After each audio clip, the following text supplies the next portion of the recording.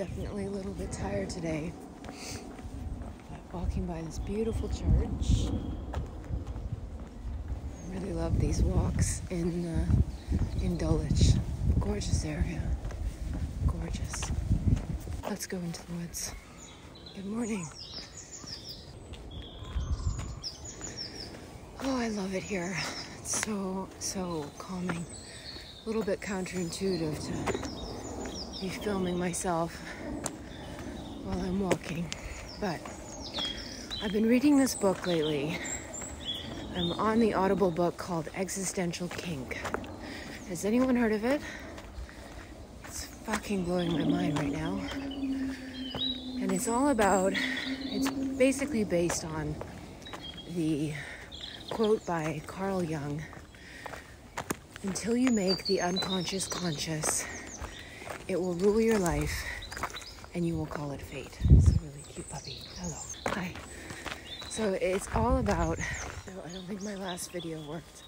Think of your whole self like an iceberg. You've got your conscious brain on the top, over top of the water. And your conscious brain is everything underneath. We've got to the end of the road here, so I'm going to walk back. And our consciousness, a little tip on top that we feel is our whole life, but the unconscious is what manifests in our life. So you're like, oh, well, what does that mean? Well, look at your life. Everything in your life, good and bad, is basically manifested by your unconscious, because it's the most powerful thing. We attract what we are, not what we want, right? So our conscious mind wants more money. Our conscious mind wants a more fruitful relationship. Our conscious mind wants all of our desires to come true. But here's the kicker. The kicker is that no matter how much we affirm we are worth more money, we are worth a better relationship, we are worth our best career that we're so amazing. How is it that we're not getting the jobs that we want? How is it that no matter how hard I try, I'm still, making the same amount of money or less, oh, fuck. No matter how much you meditate, right? So the thing is, we have to get really fucking honest with ourselves and be like, what part of me wants this misery, right? What part of me is craving it?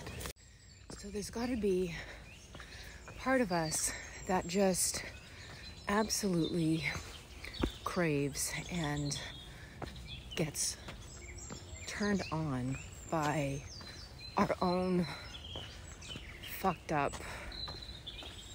misery. Like, it has to be. So, the whole Joe Dispenza stuff as well, about how we are addicted to our own bad thoughts. Like, we get addicted to feeling dependent because it's more safe than feeling independent. And it's habit and routine and the whole thing about being safe. So if we apply that concept to existential kink on how we get turned on by this, it just makes total sense. Of course we are addicted to the things that we say that we don't want. Fucking blowing my mind, I swear. So what is it about these situations that we get off on? If you are constantly in a situation with people that you find are like not healthy, or say if you're a really healthy person and you're seemingly finding yourself with people who don't have the same habits as you, and then you think you don't love, but you don't want to be around these people because they're not healthy, and you're like, ew, I don't want to be around these people. I only want to be around people who have the same habits as me and who have good energy and and who eat properly and all these things, because it repulses me to see how someone's treating their body. Like, I can't even.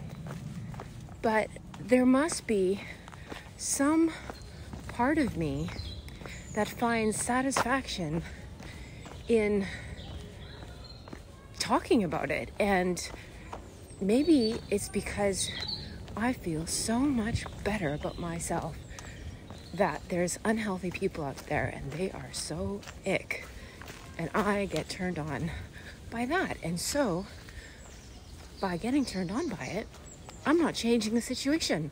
I'm repeating it over and over in different circumstances and people and everything else. It's fucked. So in the same capacity, if you're never seemingly having enough money and you go through periods where you're, again, unable to fathom how you're gonna pay your bills, or scared about when rent is due, your mortgage payment, or a car bill comes up, and it's like that sinking feeling of like, what the hell, how am I in this situation? It's not fair. It's not fair. But here I am again, right? And I swore I never wanted to have this situation again. But what is it? It's the unconscious being like, you love getting off on having no money. You love it. You love to talk about how good you are at budgeting with a small amount of money, and that how you can make anything work. So I don't know if you're finding any truth in this, but I certainly find a lot of wisdom in these teachings, and I just wanted to share my thoughts of this has been pretty interesting. And I think it works positively as well. There's a big part of yourself that might, crave, I don't know, being in really fancy cars or something like that. I don't know, whatever it is. And you just find yourself always in fancy cars. Your friend has a car and they gave it to you, or you just magnetize these things. And it's a good thing if you like fancy cars. It works out really well because there's a wholeness there. Your conscious brain and your unconscious are locked in together. Okay, so maybe that wasn't the best example, but I mean, how gorgeous is it? Beautiful.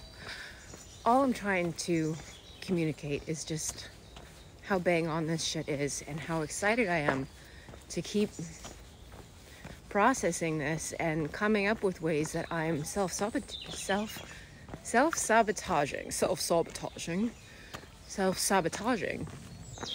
How many syllables in a syllable?